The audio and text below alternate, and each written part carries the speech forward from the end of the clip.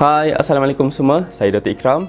Pada video kali ini, saya akan share dan kongsi dengan anda berkenaan beberapa perkara berkaitan batuk yang lama ataupun batuk yang berpanjangan. Dan saya akan sentuh sedikit mengenai punca dan rawatan kepada batuk yang berpanjangan. Jom kita saksikan.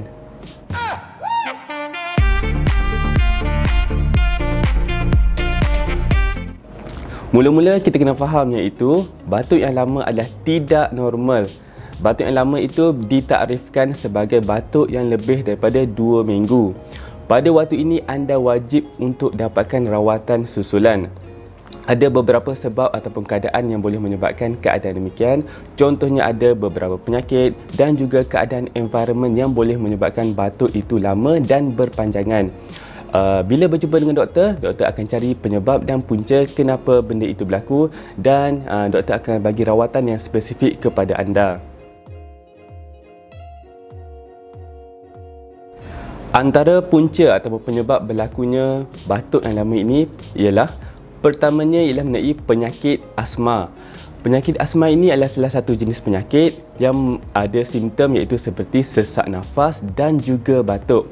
Asma ini adalah salah satu jenis penyakit yang menyerang paru-paru dan bronkus iaitu salur pernafasan kita dan ia akan menyempitkan salur pernafasan.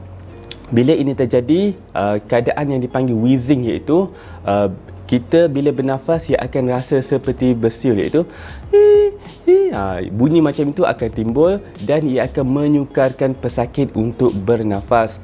Serangan asma boleh berlaku bermacam-macam keadaan. Contohnya bila sejuk mungkin berlakunya asma, bila pesakit itu terkena jangkitan kuman ataupun bila terdedah kepada bahan kimia, jadi asma ataupun serangan asma mungkin berlaku. Oleh itu, penyakit asma adalah salah satu penyebab yang mungkin berlakunya batuk yang berpanjangan. Punca kedua iaitu jangkitan bakteria ataupun virus. Contoh bakteria yang berbahaya iaitu seperti tuberkulosis yang akan menyebabkan penyakit tuberkulosis ataupun batuk kering.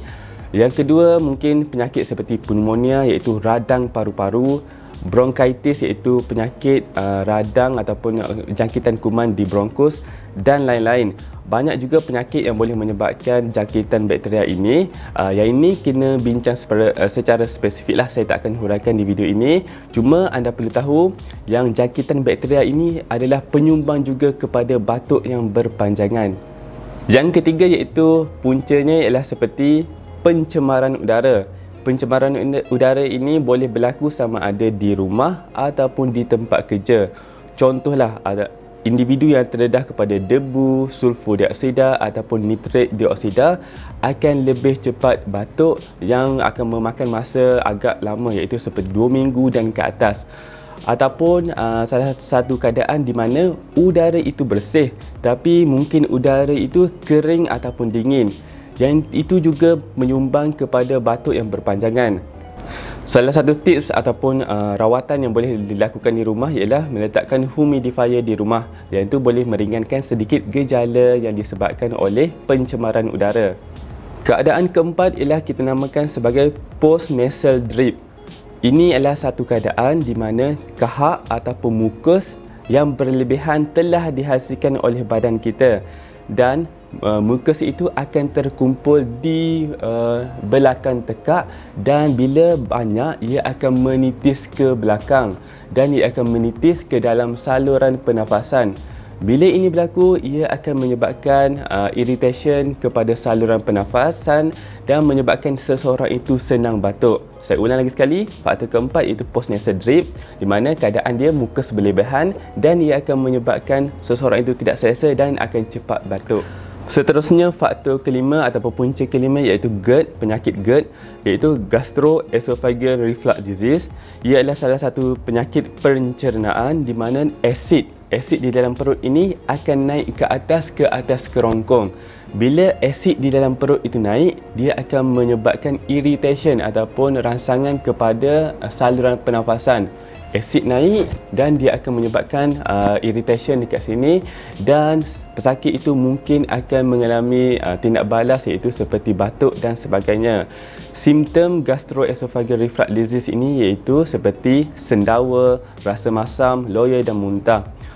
Bila irritation ini berlaku di kawasan tersebut, di kawasan ini, pesakit akan senang batuk dan benda ini mungkin berlaku berpanjangan sekiranya GERD itu tidak dirawat. Jadi anda kena settlekan masalah penyakit GERD dahulu, barulah batuk itu akan hilang dan beransur-ansur pulih. Yang keenam iaitu ada sesetengah jenis ubat yang boleh menyebabkan batuk. Contohnya, saya ambil contoh iaitu ubat tekanan darah tinggi iaitu dalam grup ACE inhibitor. Contoh ubat-ubatan di klinik iaitu seperti perindopril dan enalapril. Ada sesetengah penyakit yang ambil ubat ini namun ia ada tindak balas iaitu ada side effect iaitu menyebabkan pesakit itu batuk.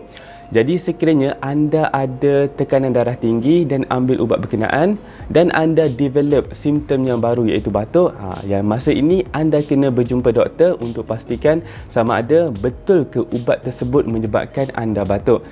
Dan kalau selepas konsultasi mungkin doktor akan tukar kepada ubat yang lain.